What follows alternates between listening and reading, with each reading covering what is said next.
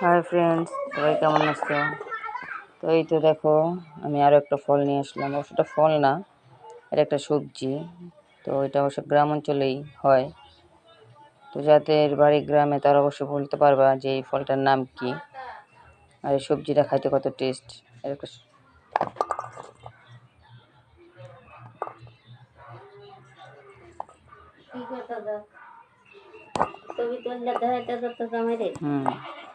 আমার জামাই চিনে না জগা। জগা কি খায়?